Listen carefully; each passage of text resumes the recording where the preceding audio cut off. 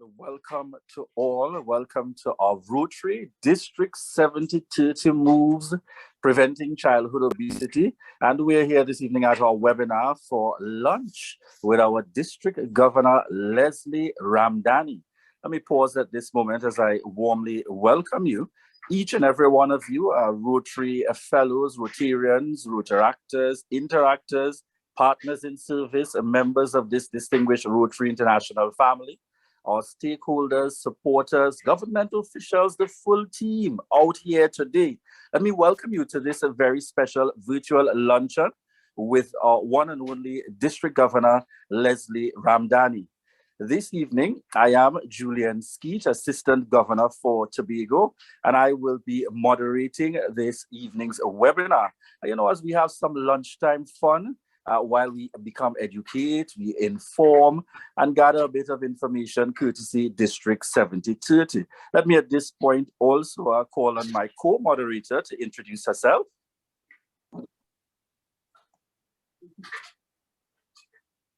All right, co-moderator, Virginia.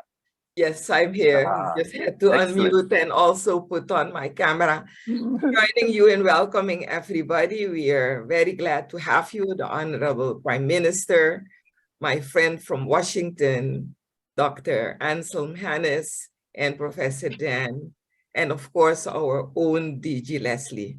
So I'm Virginia, as in Oosberg. I am the chair, the lead for the Childhood Obesity Prevention Program of District 7030. And I will be co-moderating in the background. Over to you, Julian. Thank you so much. So just before I hand you over to our distinguished host for today's lunch session, allow me to just reestablish some of the house rules for our session today. Of course, it's a lunch session, so therefore it's anticipated and it is quite welcome, in fact, that you will all be having lunch at the moment while you're a part of this session today. Our preference is a healthy family lunch that we are going to have collectively as a team. And I see the smiles on PM Mitchell's face, so I know that he has his meal there waiting. We're going to get to that, all right, soon enough. The other area I want to remind persons about is that this session is not at the moment set up for question and answer, but do feel free during lunch, should at some point you want to rest down the knife and fork or so, that you can feel free to put your comments in the chat box. And that's the chat box while there might be presentations or feedback taking place. You have that option throughout the session in terms of putting your comments and or questions within the chat box accordingly. All right. So we know that we are online in 2023 as we host this session, but still we'd want to encourage you to be as interactive as possible.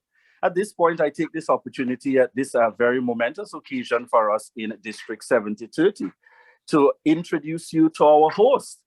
Some know him very fondly as DG Leslie, and he has been on this Rotary journey as a charter member of the Rotary Club of Grenada East from as early as October in 1977. His contributions span extensively in terms of having served on several club and district positions. Naturally, he's oriented and believes in service above self. And this is constantly shown over his years by his attendance at almost all district conferences and Rotary conventions, really representing us with distinction. He is a Paul Harris Fellow +4 and also a Paul Harris Society member. Ladies and gentlemen, the list can go on and on, but if you know the gentleman any at all, he'd say, Julian, don't give me all those details. But we take great pleasure at this point in welcoming our host for today's luncheon, our District Governor, Leslie Ramdhanny. Over to you, DG. Cream of pumpkin soup. Good afternoon all. Thank you, Moderator, Assistant Governor Julian. Thank you, Co-host Virginia. Welcome to our Rotary District 7030 Moves Preventing Childhood Obesity Luncheon Webinar. As we recognize World Obesity Day, and our theme for this event is Changing Perceptions. Let us talk about obesity.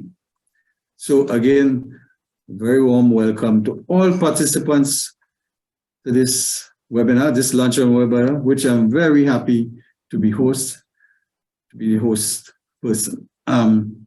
So I want to welcome our distinguished guests to this very historical luncheon. It is indeed our second virtual webinar luncheon focusing on childhood obesity prevention. Let me first of all tell you what I'm having today. I am starting with a cream of pumpkin soup, and that will be followed by a salad with fish and vegetables. So, as I said, this is indeed a very historic luncheon for us. We are in our third year of our childhood obesity program. This program was launched 3 years ago when the then District Governor Larry Chase had a great conversation with our childhood obesity guru in the district, past President Virginia Osborne, about launching this program throughout the Rotary International 7030 district. Indeed, since then, that program has been developed to what it is today. It was rolled out in the last Rotary year under our then District Governor Sonia Aline, and today I have pledged when I took office to continue this wonderful program of the district, ensuring that we can promote healthy young persons, healthy kids through healthy eating. And we are promoting it throughout our Rotary District in 7030. So all clubs have taken up the mantle of adopting a childhood obesity prevention program as part of our district service projects. We are now at a stage where we are engaging our leaders in the district, our political leaders, our governments, our educators, and other persons to join us in promoting our childhood obesity program. Our clubs have certainly adopted it, and we are ensuring that our projects are creating great impact throughout the region. This webinar certainly gives us the opportunity to meet with our policymakers to talk about the latest developments and policy decisions in the handling of this obesity problem. We all know that it is a widespread problem throughout the Caribbean, and it is important that we join hands together with governments, with other leaders to tackle the obesogenic environment. So with me here today, we are in distinguished company. My Prime Minister, Dickon Mitchell, Prime Minister of Grenada, and he heads, well, as a state head, he will talk on policy and legislation on childhood obesity prevention. Dr. Anselm Hennis from the World Health Organization and PAHO, telling us about strategies on childhood obesity prevention. Professor Ramdhanny, Assistant Director of Wealth Research and Development Center, who has keen interest through his public health background on healthy living through healthy eating. And of course, we'll be having a video message from Professor Louis Bois from the Child and Adolescent Health University of Sydney, Australia. So at this point, I would like our moderator, Assistant Governor Julian, to please introduce our guests with us. And once again, welcome to all participants in this program. And I do hope that we are all going to be sharing in a very healthy lunch today. Thank you. All right. Thank you very much, DG Leslie. And this is the kind of day, if you see for a moment while persons aren't presenting, the camera goes off, perhaps they're grabbing a quick bite as they return and follow today's program. Thank you very much there, DG Leslie. And as I proceed, let me start by introducing one of our first presenters today that will be done via a video message, Professor Louis Barr. Professor Barr, a pediatrician and internationally recognized childhood obesity researcher, is the president of the World Obesity Federation 2022-2024. She has a special interest in the prevention and management of child and adolescent obesity and has also studied various aspects of adult obesity. Professor Barr has been instrumental in raising the profile of child obesity as an issue of clinical and public health importance in Australia and internationally. Her body of research has helped define management efforts around childhood obesity and improved our understanding of the factors that help prevent obesity in the first few years of life. Her work has helped define predictors of obesity and metabolic syndrome in young people and the complications of obesity. Professor Barr is a member of many professional organizations, holds prestigious positions, and engages widely with professional organizations and the community. She was a member of the World Health Organization Ad Hoc Working Group on Science and Evidence for Ending Childhood Obesity and is an associate director of the University of Sydney World Health Organization Collaborating Center in Physical Activity, Nutrition, and Obesity. Professor Barr has received numerous awards recognizing her many contributions. In 2010, Professor Barr was made a member of the Order of Australia for her service in medicine, particularly in the field of pediatric obesity as a researcher and academic, and to the community through support for a range of children's charities. So that's one of our presenters here today, Professor Lou Barr. So I'm certain you can get to that chat box. We may not hear the voices, but feel free to raise your applause by virtue of the distinguished guests that have joined here today with our district governor. We move on to introduce at this point the Honorable Deacon Mitchell, Prime Minister of Grenada. The Honorable Deacon Mitchell, born on October 8 of 1976, is Grenada's 9th Prime Minister, a man of humble beginnings. Deacon Mitchell's story is one of success, forged from hard work, determination, and a deep desire for betterment. Deacon Mitchell began his service to Grenada in 1996 when he took a teaching position at his alma mater, the Presentation Brothers College. At this point, he was already aware of the transformational power of education, but this 2-year stint allowed him to appreciate the full spectrum of the educational experience in Grenada. It cemented his desire to do more by advocating for the educational advancement of all Grenadians. In 1998, he enrolled at the University of the West Indies in pursuit of a law degree.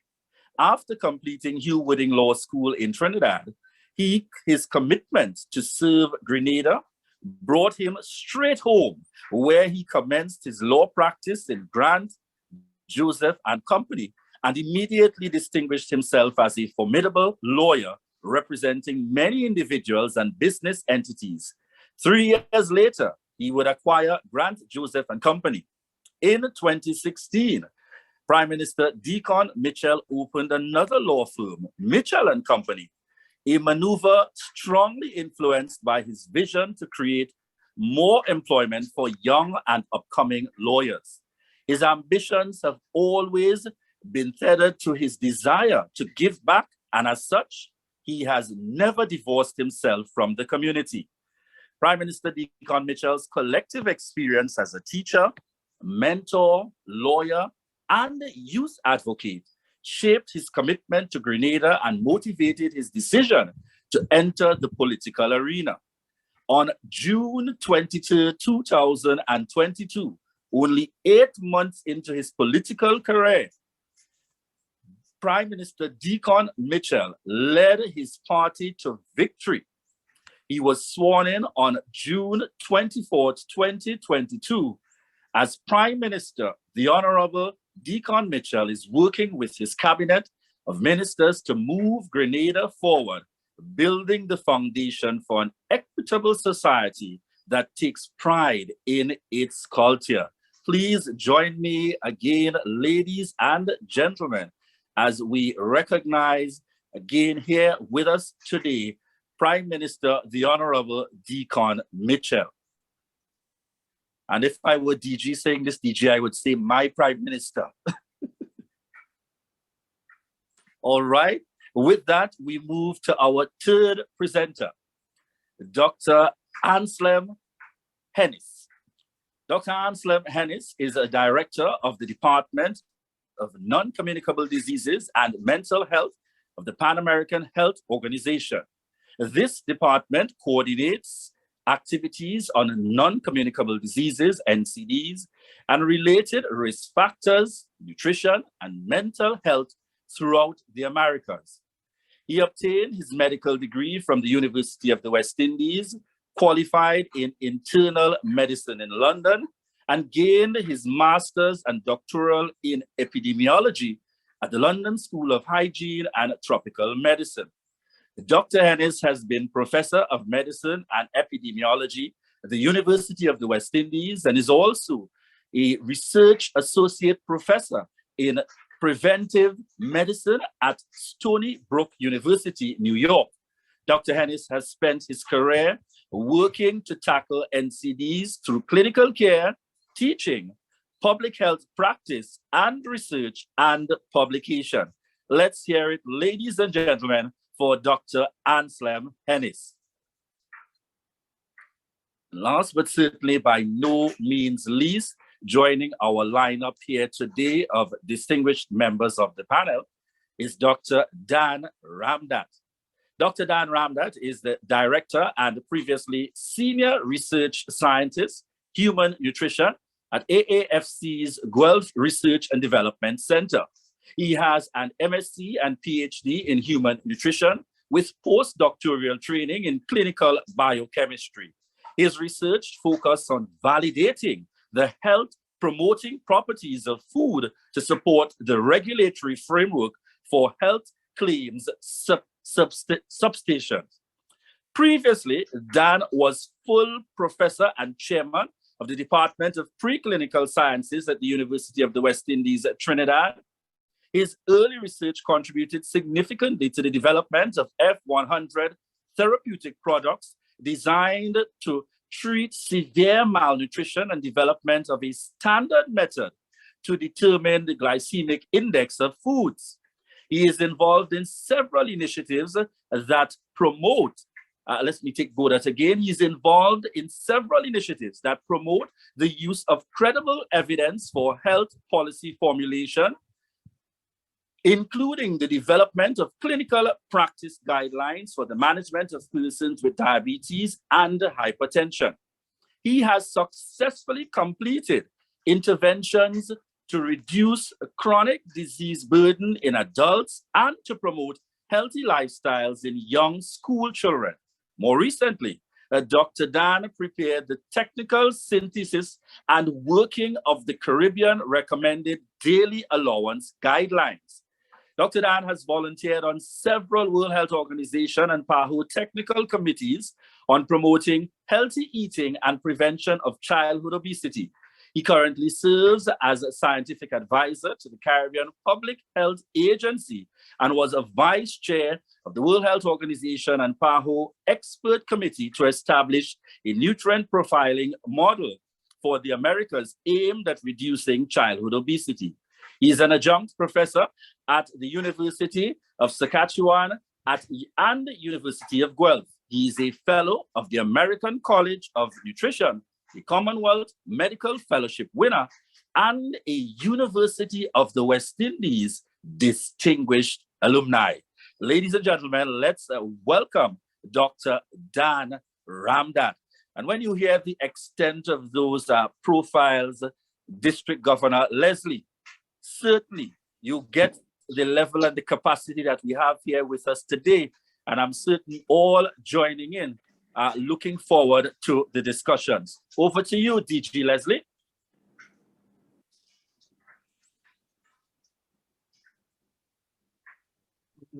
Thank you, Moderator Julian. Wonderful introductions. And again, let me now welcome our distinguished guests. Let us start talking about the problems that exist in the entire Caribbean, the problem of that of childhood obesity. So welcome to Honorable Prime Minister Deacon Mitchell, Dr. Anselm Hennis, and Professor Dan Ramdhanny. Thank you for joining us.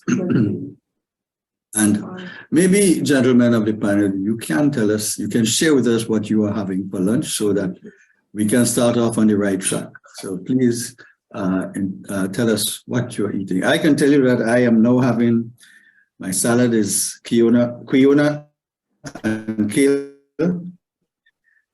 chickpeas, and feta cheese. Healthy stuff. You had soup. Yeah, I mentioned this. So, gentlemen, please feel free to share with us what you're having for lunch. Prime Minister, we probably could start with you. I know you're a health freak. Yes. Good afternoon, Mr. Governor Ramdhanny. Good afternoon, Dr. Hennis, Professor Ramnath. It's a pleasure to be here. And let me say good afternoon to everyone else who's on the webinar. I am having a salad for the moment. It's tomatoes, apples, oranges, lettuce. I expect I'll have some crab and dumpling later. But Saturday is usually a soup day. I just haven't had the time to make the soup myself today. Thank you, Prime Minister. Other gentlemen? Yes, District Governor, Prime Minister, distinguished guest. I am actually a bit of a spoiler because I'm actually over in the West Coast. I'm in Los Angeles, came here a day ago. So this is actually for me breakfast time. It's now 8:24 where I am. So I'm actually having my breakfast, unfortunately. So I'm having a fruit cup and I'm having a low-fat yogurt.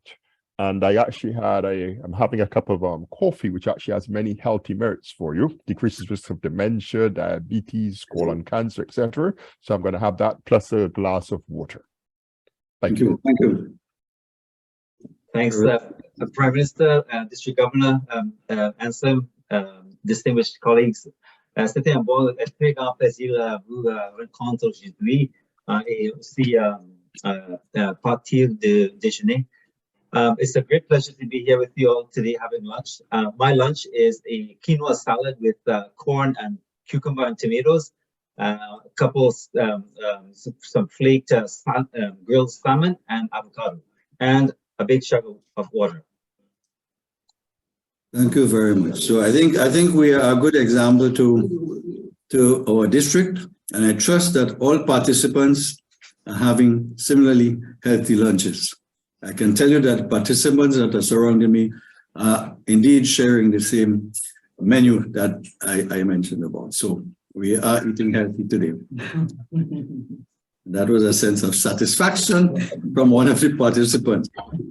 So when in my opening remarks, I spoke about the district involvement in the childhood obesity prevention program. The district has certainly taken this up as one of our priorities to ensure that we can promote healthy eating throughout the member clubs of our district. And we are so happy to have this event now, because we are indeed happy to have the leaders of this particular program, people who drive this program. They are the policymakers, and we are happy to be the bridge between the policymakers and the target groups. Rotarians are known as people of action. We are the ones on the ground. And we are uniquely positioned to take the public policies and translate them into community projects. We take action to ensure that we can promote and improve the lives of persons in our communities. And certainly, we are the conduit to ensure our people get access to public goods. We reach out, we appreciate this effort to reach out to our policy makers to hear what is happening at the policy level, especially in the fight against childhood obesity. We are certainly aligning our actions to suit that program. Gentlemen, I again want to welcome you. Please feel free to make comments to each other as we go along. This is a very flexible event, not a formal event. It's great to be virtually, physically together, and I do hope that we can achieve our objectives. I will now ask our moderator to please play the World Obesity Federation video. Julian? All right, so we prepare to head on into the World Obesity Federation video as introduced by our district governor. Greetings. My name is Louise Bauer, and I'm president of the World Obesity Federation. I'm sorry I can't be there in person as I'm based here in Sydney and the time zones are tricky.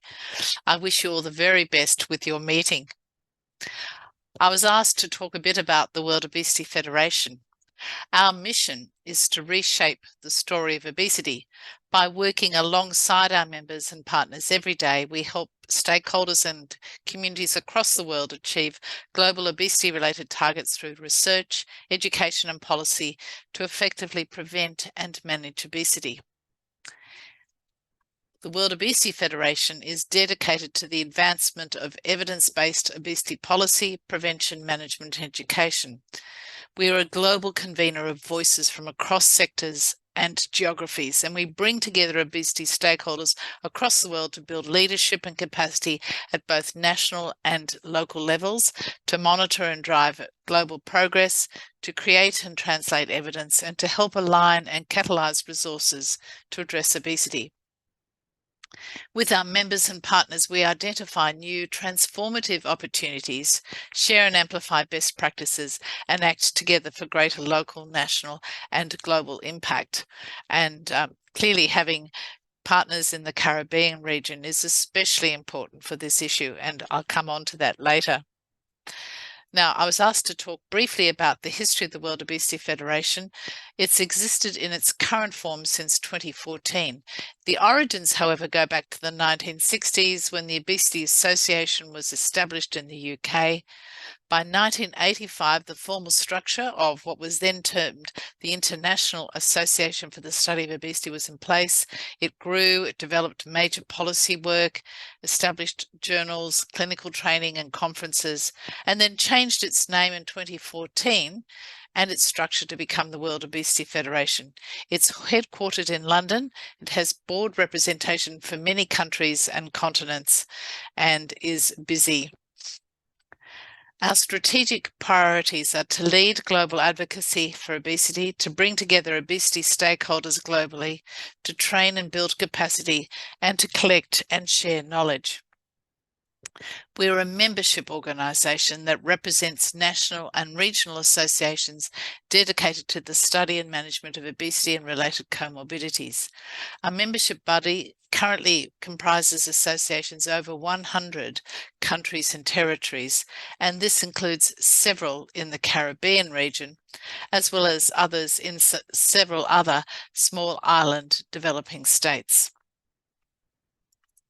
Our members represent diverse communities and areas of specialty, including healthcare professionals, people with lived experience, who are advocates, academic researchers, policy and prevention experts, and much, much more. Our valued members all share the same mission of curbing the rise of obesity and bettering the treatment available for those living with this disease. We are consistently inspired by the work that they're doing all over the world. We've learnt a lot from our members in the Caribbean region, for example. In 2022, the World Health Organization refocused on the issue of obesity in relation to other non-communicable diseases as well. as well. And the specific recommendations that came out last year, 2022, were to recognize obesity as a disease, look across the life course, to have comprehensive approaches to prevention, management, and treatment, and to draw on existing nutrition and physical activity frameworks. But there were some specific new recommendations for treatment and management, which included looking at obesity in the area of universal health coverage, a big priority of WHO at the moment, and in primary healthcare, likewise with WHO. The training of health professionals, the need for multidisciplinary teams, and to tackle stigma and bias. This is very real for so many and important for so many countries around the world, and that includes those in the Caribbean region. Now, the WHO decided to have this Obesity Action Acceleration Plan, which was a pragmatic framework for WHO to support what they termed front-runner countries. So these are priority countries selected based on burden of disease, that is, the impact of the obesity disease in that country and readiness to work on solutions. The aim was to hold front-runner countries to account through national roadmaps and the potential to build momentum in other countries in that region or indeed globally. Now, a number of acceleration plan countries have been decided upon, and here you see the different regions of WHO, and I want to point out the American regional office area of WHO and show that this includes, the frontrunner countries includes Barbados and Trinidad and Tobago. So what we in World Obesity are doing to support the acceleration plan, well, we're providing a civil society voice with and through our members. We're supporting World Health Organization with the development of new tools, particularly on obesity management. We're building national capacity through an extension of our scope clinical training, clinical education program. We're exploring opportunities to advance national action with investment cases, building on our cost of inaction work that's on our website, and we're building the evidence base through our policy dossiers. Now, our World Obesity Federation has some tremendous online resources, and this includes the Global Obesity Observatory, and I'd encourage you to go through and put in your country of interest. In this case, you can see the country of Barbados highlighted, and you can go more deeply and have look at more information on Barbados by clicking on some of those links there. I've done this, for example, in the economic impact work. So this is the economic of overweight and obesity in Barbados over 4 decades from 2020 to 2060. Now, obesity has a range of economic impacts. It can do this through the actual costs of actually providing treatment for people with obesity, either direct costs for the individuals or through the government and so on, but they're indirect costs through people not being able to work for as long, for actually living with disability and related, and other health issues and dying earlier. So there's a whole lot of other consequences. So when we look at this, in 2019, the economic impact in Barbados was estimated at 153 million, which was 2.3% of gross domestic product, and most of these were indirect costs. By 2060, this economic impact is predicted to be $864 million in the same, in the same 2019 dollars, but that will be 9.6% of gross domestic product, which is a 5.5-fold increase in total costs. And this is not unlike many, many other countries, both in the immediate region and in other parts of the world. And clearly, this is not sustainable if this is going to continue.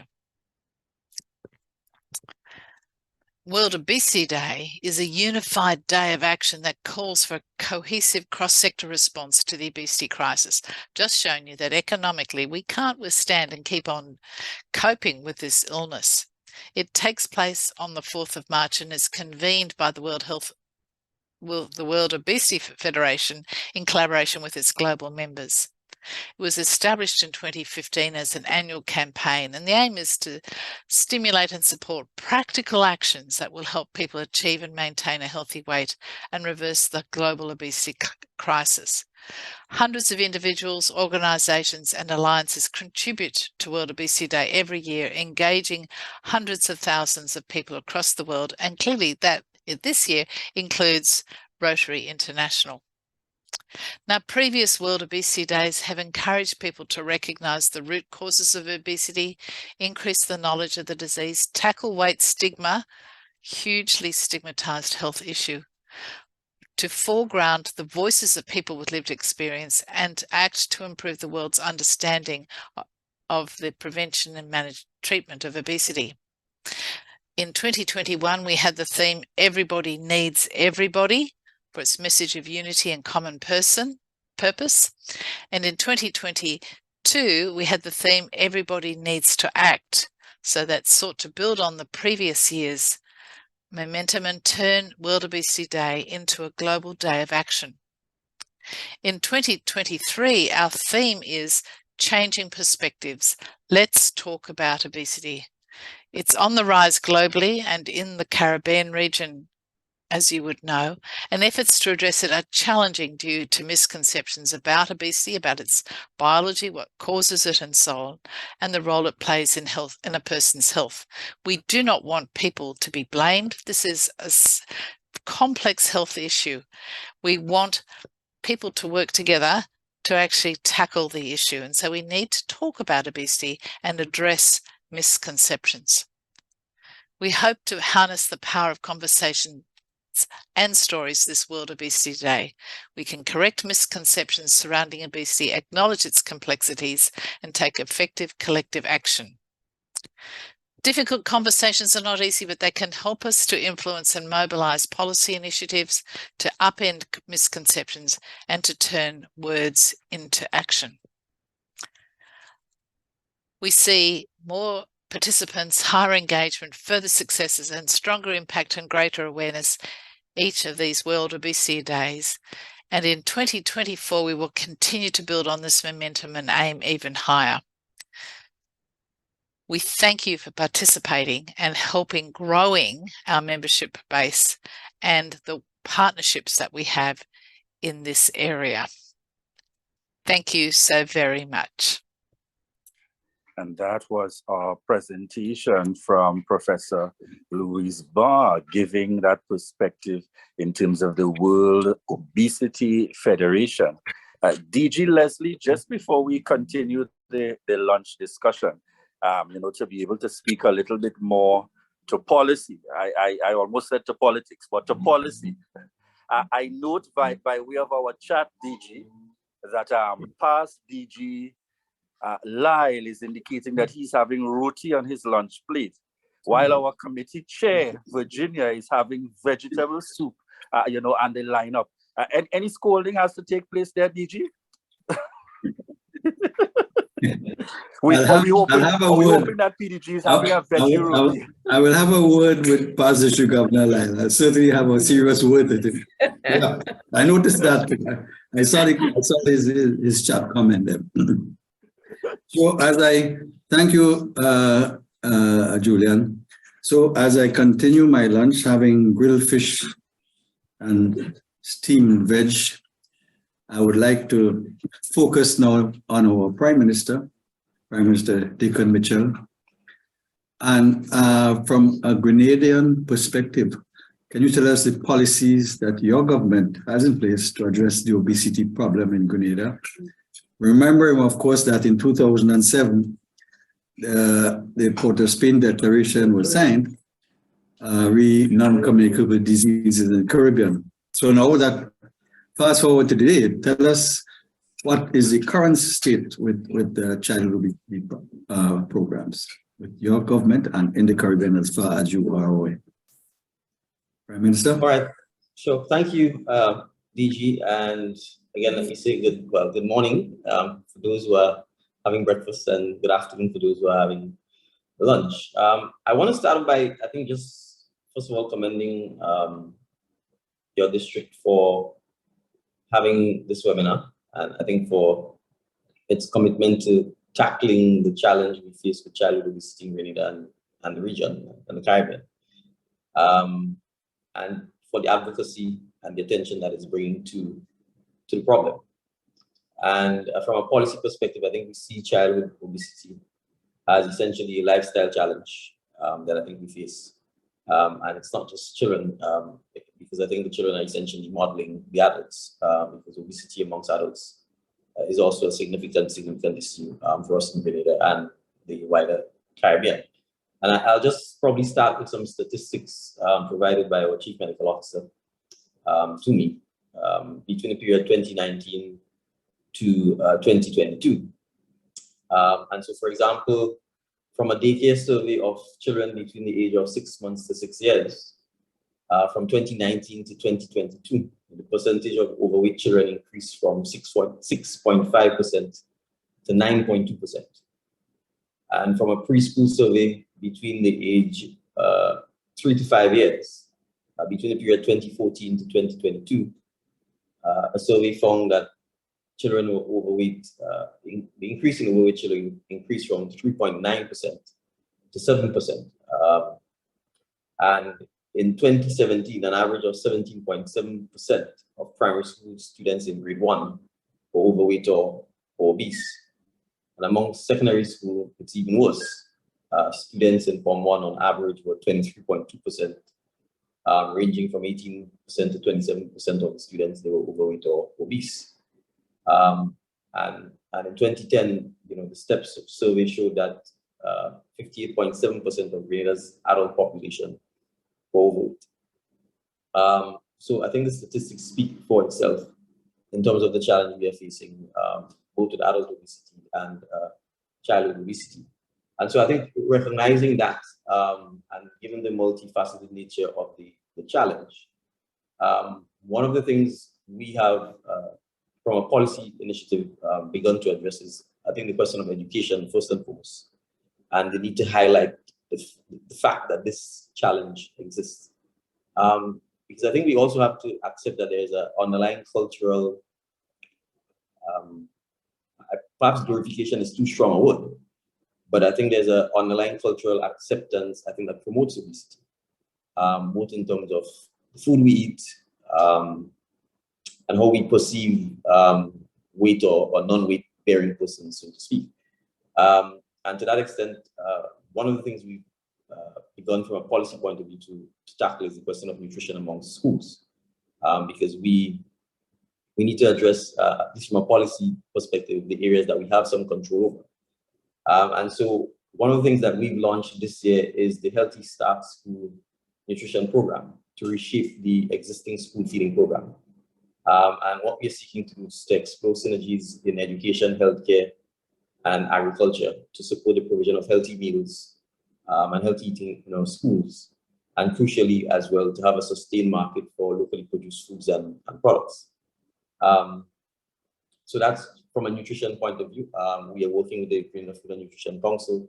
We are working with our Farmers Association. We are working with our schools to make sure that the school feeding program itself is reshaped and remodeled to target specifically eating healthier foods in school. And we want to encourage, obviously, that a sustained way of doing that is ensuring that more of our students eat what is actually produced in Grenada. The second part of that is sports and physical activity. We have reintroduced ensuring that all schools, particularly at the primary level, have coaches or physical education teachers, because we recognize the importance of ensuring that our students get the discipline and pick up the habits early of physical activity, of using sport as a means of ensuring that they're active and that they're healthy. And so coaches have been assigned to all primary schools to support the development of sport programs that complement the National Physical Education Program. And a lot of the programs that either fell dormant because of COVID or other reasons, we've begun to reintroduce, and we hope to be able to sustain them. So programs like learning to swim, table tennis, cricket programs at the primary school. So we really want to focus a lot on grassroots physical activity at the primary school level. to ensure that our students not just take part in some of the sporting activities that are traditionally popular, like track and field, but that we can widen the area of available physical activities that students engage in at the primary school level. Now, we have also tackled via our fiscal policy the question of the intake of sugar. As of 3 days ago, the 1st of March, we have removed sugar from the VAT zero rated list. And so effective the 1st of March, sugar is in fact going to attract a tax. We have increased the VAT on carbonated beverages, soft drinks, sodas with sugar and with added sugar from 15% to 20%. These fiscal measures are part of our overall approach to dissuade the excessive consumption of carbonated drinks or soft drinks or sodas or drinks with added sugar, as well as to reduce the consumption of sugar itself within the communities. And that is likely to be an ongoing fiscal policy that we pursue. And so that we understand that these are not, from a fiscal perspective as well as from a political perspective, these are not popular measures. I think we all know sugar is widely consumed, and it is an input for a lot of the agro-processing as well that we have in terms of jams and jellies, obviously the soft drink carbonated industry. So I think that demonstrates our commitment. And as I said, sugar was actually zero rated, which meant no VAT was actually paid on it. And we removed that, and not only have we removed it, we moved from 0 to 20%. So I think that's testimony to, from a policy perspective, our willingness to take the tough action given the crisis that we face with childhood obesity, and the same with soft drinks. I think we all know, certainly amongst kids, soft drinks are quite popular. And so to take a tough policy decision to, in fact, use fiscal tools to help with dissuading it is not something that a politician will do lightly. But I think we recognize that the challenges we face with childhood obesity and amongst adults with non-communicable diseases the economic cost of trying to treat with the consequences of that is so significant that I think we have to take the hit up front in terms of our fiscal policy. So these are just examples of some of the initiatives that we've started, but we recognize that we really do need a whole of society approach. And so I'm happy to be here with all of you to talk about how we address that challenge. I think from a policy perspective, the need to get our population active and exercising, not as a chore, not as something that you complain about, but as a normal, natural part of your life. I think it's part of the cultural change that we have to introduce. In our rural communities, a lot of our playing fields and pastures now have night lights. And so we have to be able to develop the kind of sporting activities, the kind of physical activities that allow us to make use of these lights and to make use of the facilities in the evening and the night times, because we do recognize the challenge that with both parents working perhaps late, with students coming from school late, or particularly with single parent households, especially those headed by women, that there is a challenge in terms of being able to engage in physical activity as a family with children, with peers. And we feel that one way of addressing that is to focus on the social community sporting clubs, village groups. To some extent, we have floundered, I think, over the last several years in strengthening and building back these groups. So that's one of the policy initiatives at a social level we want to undertake, almost village by village, because we think if we can get the community exercising, if we can get parents to come out with their children to exercise, that it will reinforce the healthy lifestyle that we need both from parents and from children. And so that's a key aspect of what the Ministry of Social and Community Development will be looking to focus on over the next several years as well. So I will perhaps stop here and allow other panelists obviously to get their remarks. Thank you. Thank you. Thank you very much, Prime Minister. Indeed, I must say, and I don't want to be biased here, I would say Grenada is leading the way where the promotion of healthy foods, especially targeted schools, are concerned. So Congratulations. Thank you very much for the statistics that you've presented and for the actions that you have taken to ensure that we can promote healthy eating among our young ones. I thank you so much for that. I can now switch to Dr. Hennis, and it is indeed a pleasure to have you here today representing the World Health Organization and the Pan American Health Organization as we celebrate World Obesity Day.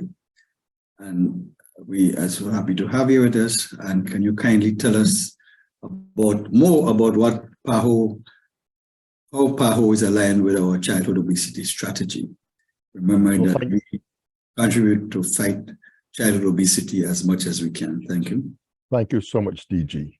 And the Prime Minister's words were really quite instructive, and I think they're very much on track with what we think needs to be done.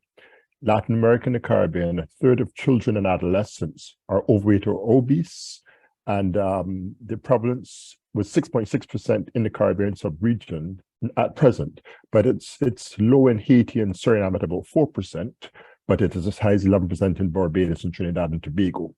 So halting the obesity epidemic is one of the targets, the 2025 global nutrition targets for children under age 5, but we're not on track to meet this target. There are many significant financial costs, as you have seen from the presentation from Professor Bauer, and in fact, confronting and stopping increasing obesity rates, PAHO promotes and supports policies that allow people to improve their diet, their physical activity, and overall health. And a number of regulatory policies, such as front of package labeling, in addition to the fiscal policies that Prime Minister of Grenada spoke about so eloquently. And there are also issues like marketing restrictions. So in other words, reducing accessibility to harmful substances and foods to children, as well as school food standards, which I heard, which I was quite pleased they are being implemented in Grenada. Now, in 2014, the countries in the Americas approved a plan of action prevention of obesity in children and adolescents, which implements a set of policies, laws, regulations, and other interventions.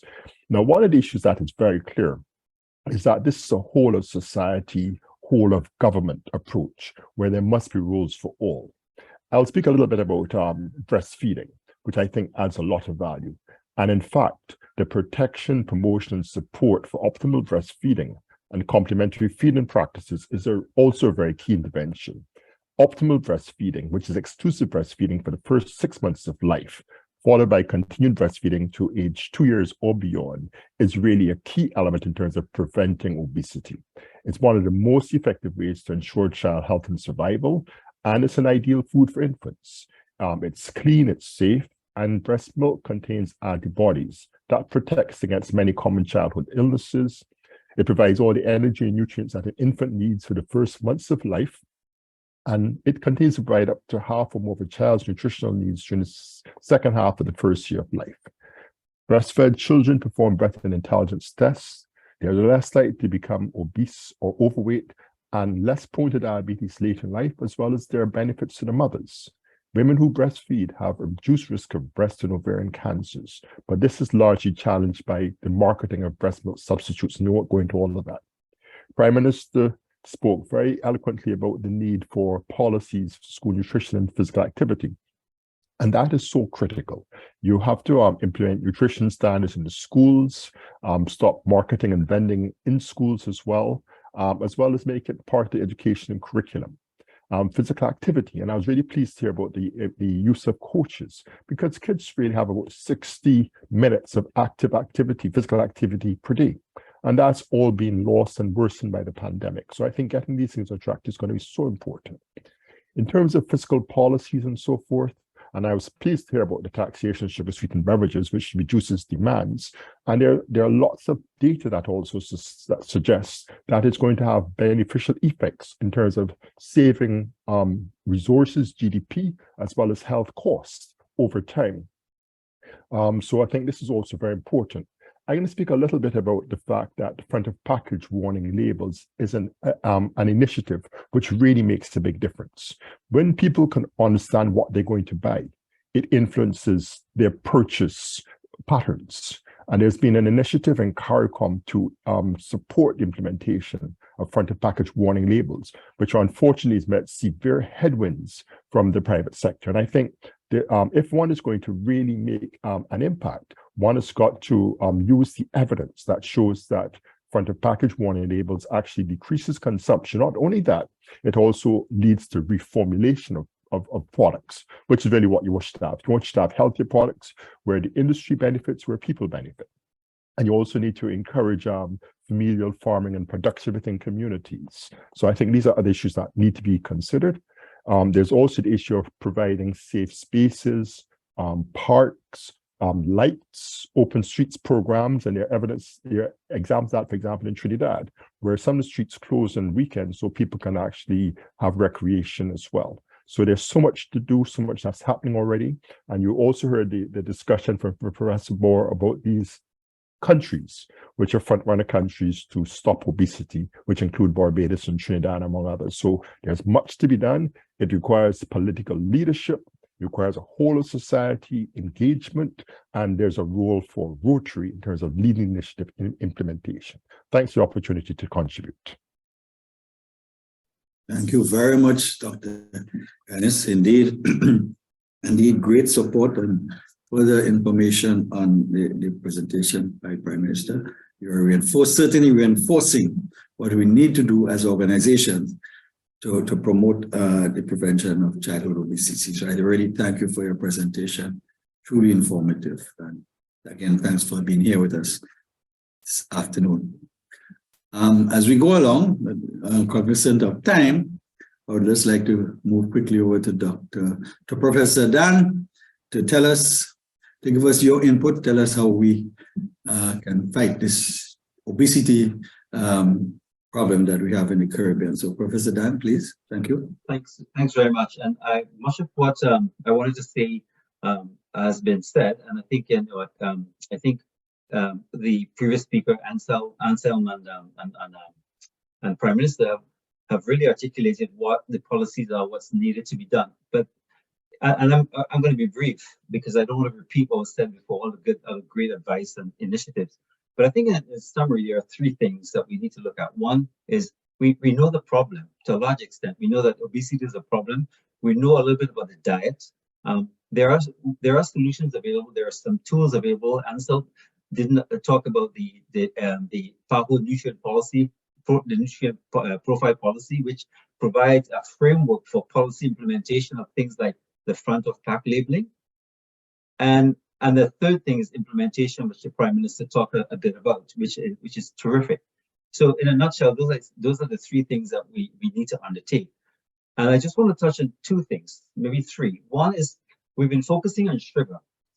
And during the pandemic, PAHO collaborated with PAHO, and we looked at the consumption, the nutrient profiling of food sold in the supermarkets in Trinidad. And sugar is a big problem. Sugar sweetens beverages, but also breakfast cereal. Also sodium content of food is a big problem as well, and so is fat content. So all the initiatives that support the implementation of front of pack labeling must be supported, because that is how we're going to educate. And that's the third thing I wanted to talk about: the education and empowering people with knowledge about nutrition, labels, about what they eat. And I'll talk a little bit about the children, but coming back, there is good evidence coming out from Argentina, from Chile, and Canada, that the knowledge, nutrition knowledge and implementation of front of pack label in Chile and in Argentina are associated with improvement of diet quality. Come back to the children. We can protect the children, and we can put things we can implement things in the curriculum around physical activities. But what we need to do, starting with the children, is empowering them, giving them knowledge to make choices. And we did about 8 years ago, we did a study in Trinidad where we pilot tested the infusion of healthy lifestyles and healthy eating into the curriculum. So it was something that was subliminal into the curriculum. And we showed that within 4 months, we can improve the knowledge of young school children, by the knowledge of healthy eating and healthy lifestyle, by 30%. There are similar initiatives that have been tested in the Caribbean. And so that comes to my third point of implementation. We are not very good at implementing. And so we need to be better. We need to take the evidence that's available and implement to make changes. Because if we don't make changes and if we don't reduce the challenge, if we don't change the food environment to which our young children are exposed to, we are going to be the generation that fail to ensure that our children live their full life potential. Thank you. And thank you, Professor Dan. I would say that was short and sweet and to the point. You know, I really appreciate your comments. And yes, educating and empowering persons and sensible nutrition makes so much sense. And this is something that we must promote. So now that we have completed the round of presentations, I want to open up to you panelists. If you want to have a little discourse with each other, a few minutes, just in case anyone wants to raise any comments between yourselves. Any particular comment anybody would want to one-on-one? If I may, DG, I think it's brilliant that Prime Minister has been able to participate in a weekend. I would imagine how terribly busy he is. But it really makes the point to my mind of the importance of political leadership. Many of the elements of NCD management and advances in NCDs really require strong political leadership. It requires a whole of society approach, and it requires financing. You spoke in the initial comments about the Port of Spain Declaration of 2007. I am really unhappy to report that in 2023, when you look at the data from the Caribbean, compared to all the other sub-regions of the Americas, the Caribbean is still ranking last in terms of the highest premature mortality. 10 of the 13 countries with the worst outcomes in terms of premature mortality are in the Caribbean region. So what is holding us back? Okay, we know the policies, we know what we need to do, but our implementation has been terribly slow. We are small island developing states. We suffer from having weak economies. We have high transaction costs. We're relatively remote, though not as bad as the South Pacific, and we import most of what we eat. We produce very little. And a lot of what we produce is really not healthy.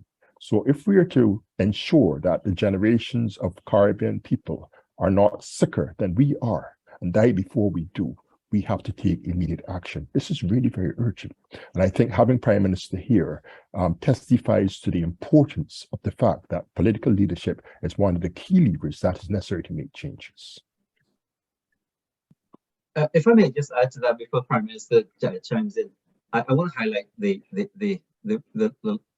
issue of implementation. We have wonderful policies. We've had policies that talk about reduction of chronic diseases by 2015.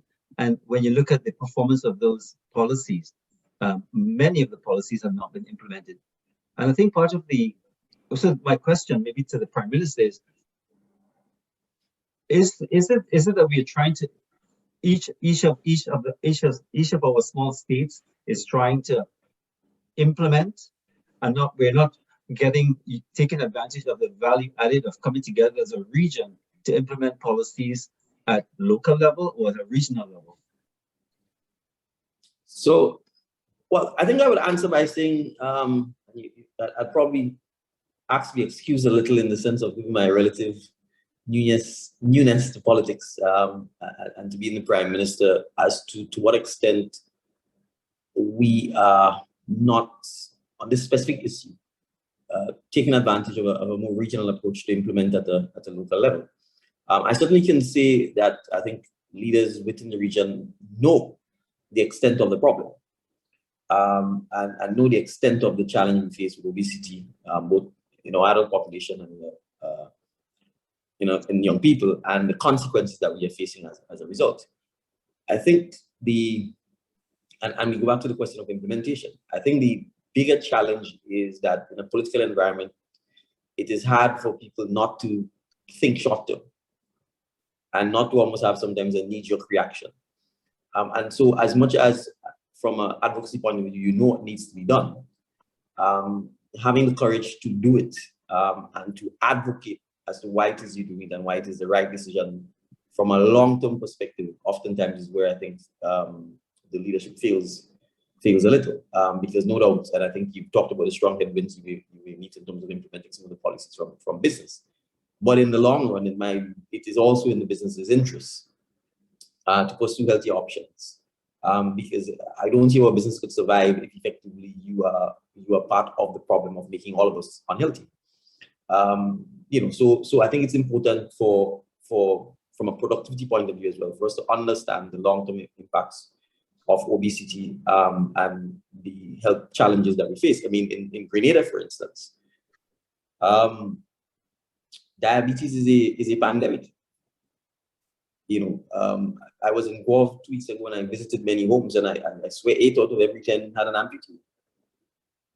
Right, and we don't seem to fully grasp the cost of that, as well as its toll and impact on productivity, because someone else has to help take care of someone who becomes an amputee, and they in turn becomes less productive, and just the sheer challenge of dealing with that. So I think, we have to find leaders who are going to champion any particular cause. And I think within CARICOM, there's so many challenges we're facing, from climate change, from the issue of small firearms, the prevalence of it in our society, to crime, to insecurity, to gender-based violence. I mean, we can go on and on and on. That oftentimes with just so much coming at you, it is difficult to pick something perhaps and to champion it.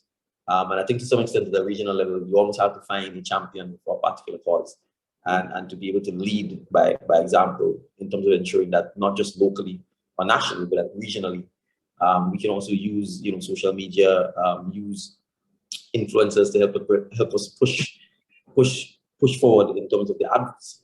But when it comes to implementation, and I think that's really where it's going to be key, I think for us to be successful, it can't just be from a governmental perspective. And that's why I think a forum like this is critical, because we do not have partners. But as NGOs, community groups, the churches, and I perhaps want to stop here a little and talk about the churches, because I think we have not, leveraged the influence of the churches in our communities to address some of the social challenges we face, like obesity.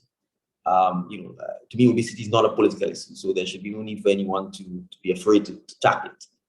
It's something that impacts all of us. And I think we have to be able to build more social partners to allow us to implement the types of programs, the types of initiatives, the types of changes that we want to see in long-term behavior, in long-term consumption patterns of food, and in terms of physical activities and exercise. And I think if we can build that in a non-confrontational manner, it will help us to implement better some of the programs.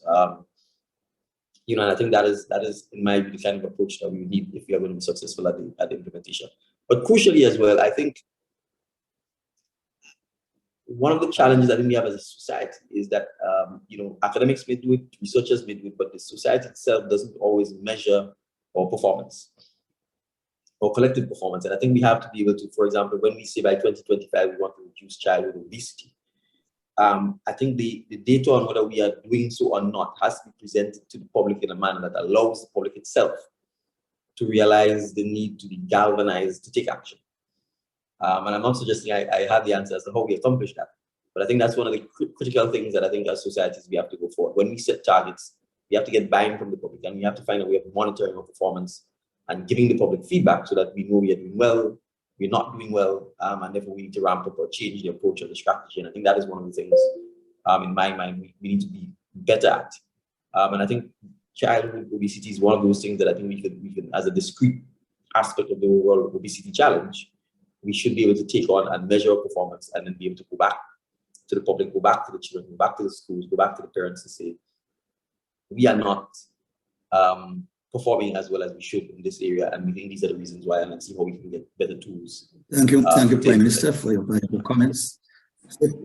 Certainly, we will take that on board as our district, as our district initiative, supporting that childhood obesity program that we have. Very valuable comments. Time I think is run out on us, but I really want to thank all participants on the panel for your wonderful contribution, which are so meaningful to what we do as Rotarians in our district, taking action to prevent childhood obesity. I'm sure our lead committee chair, Virginia, will be very happy with the comments that were made. The presentations from each participant this morning, they are indeed meaningful, and we shall certainly move forward with our our fight against disease prevention and treatment and supporting maternal and child care. This is what would come out of promoting the child obesity program. So I want to thank you all so much for being here with us, spending your valuable time and making a significant contribution to our district campaign. As we promoted as District 7030 moves preventing childhood obesity. We have encouraged all our Rotarians throughout the district to take part in it. We have set up a counted challenge, which is already an exercise activity to target to log in our activity hours. It's a bit of a competitive challenge, and we look forward to more participation by all Rotarians and persons throughout the community. Tomorrow, Sunday, is our Rotary Day of Service, and we have asked Rotarians to take part in a childhood obesity activity campaign. Whatever you want to do, be active, and let us mobilize against childhood obesity and promote healthier behaviors and lifestyles, and so advocate for obesity prevention. Thank you all so much for joining us. Truly appreciative. And I ask our moderator to close off this event at this point in time. Thank you very much there, DG Leslie Ramdhanny. And as you rightfully indicated, you know, if we were to go in a little bit to our regional dialect, we might have said the things start to get sweet and time run out in terms of the discourse. But certainly, as you have said, really adding and kind of piquing the interest of the collective in terms of the discussion. But I suppose just before I invite the chair, it might be tasteful to say, I always say, we don't want to drag it on too long. As excellent as the information is, it's better we keep it sweet and to leave persons wanting more in terms of our follow-up with the successful execution of this session. And just to reinforce for the benefit of all, as our district governor would just have announced, the designated day tomorrow, Sunday, the 5th of March, is designated as the official Rotary Day of Service and focus on promoting activities as part of the healthy lifestyles among adults and children. So certainly we want to encourage clubs, and wherever you are in your various initiatives. I know some are starting initiatives today, some are continuing into tomorrow. Ensure that we are able to share them far and wide. And certainly our appreciation to each and everyone here. And I know DG Leslie would agree with me when I say it is very fitting at this moment for us to officially invite to do the vote of thanks to bring us to a close, a lady who has been very, very instrumental in the successful execution and moving this initiative. DG Leslie, safe to say over the years from PDG Lyle to PDG Sonia into your time, moving it over the years actively. And let me welcome Virginia to certainly the chair to give us her closing remarks and vote of thanks for today's session. Thank you, Julian. And I do have to agree, the sweeter it gets, the sooner it ends.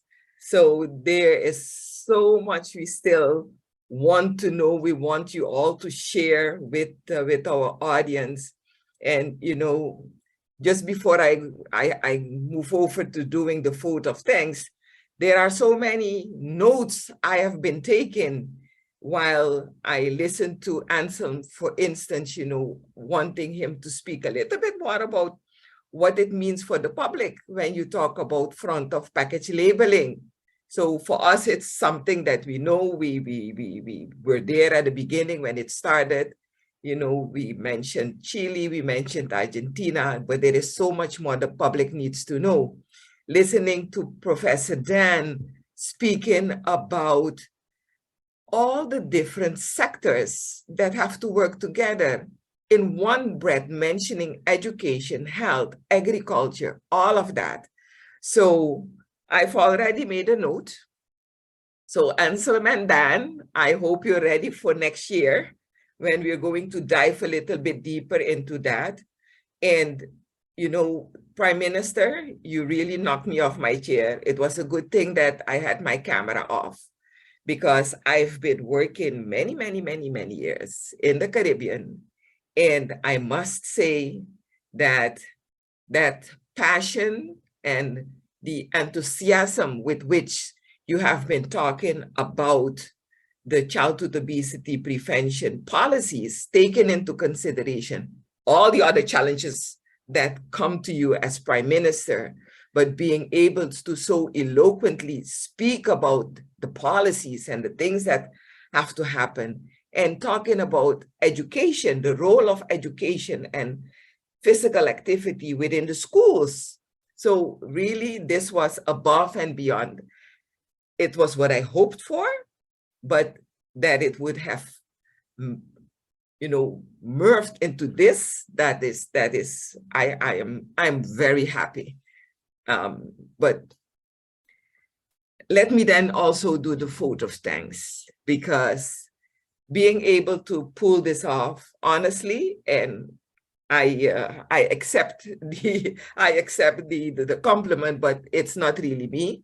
I accept it and I give it back immediately to everybody, because it started with DG Leslie being open to, you know, welcoming this, continuing to do this, and doing this webinar. So thank you for DG Leslie for being my backbone, my leader, to help me to continue to go on, but to also, you know, skillfully going through this lunch webinar.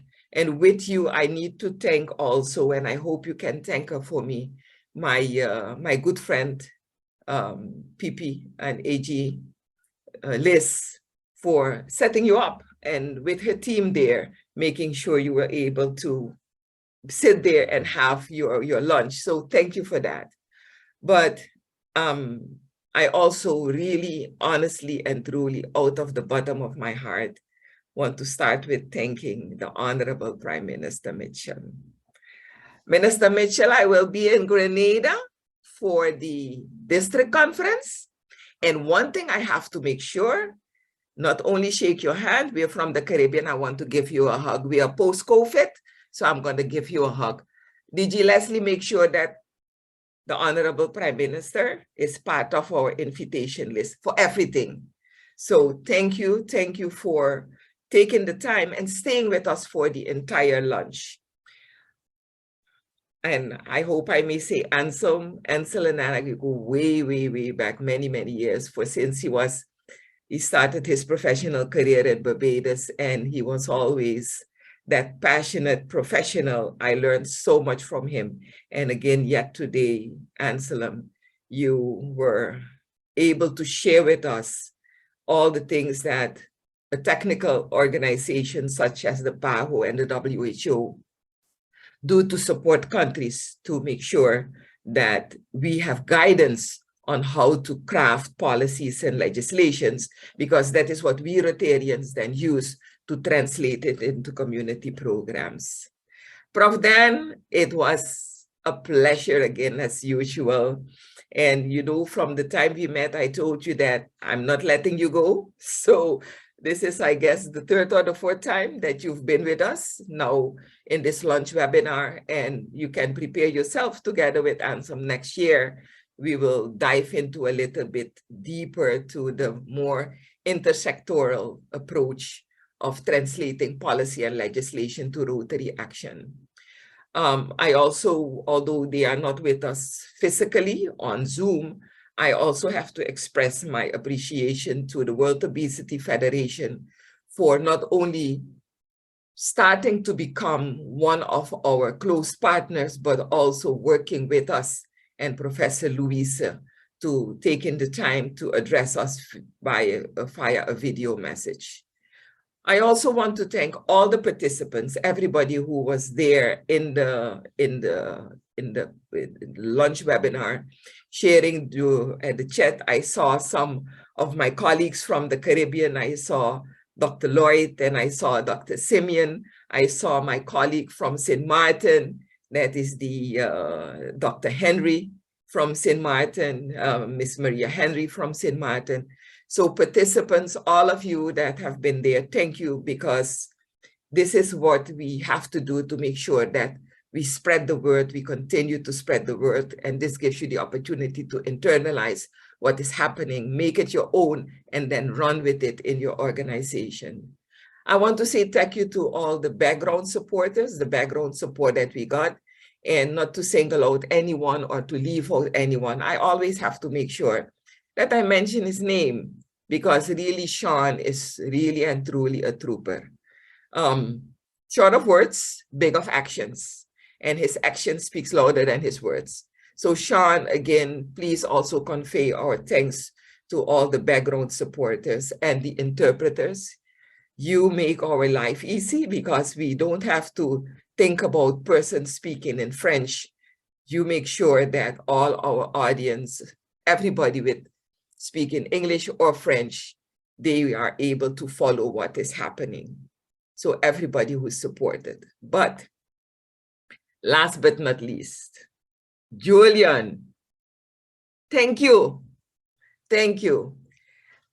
There was one occasion already I had to thank you, and I then realized what a tool, what a jewel, what a diamond we had. And at that time, I immediately told you, you're going to be my go-to moderator.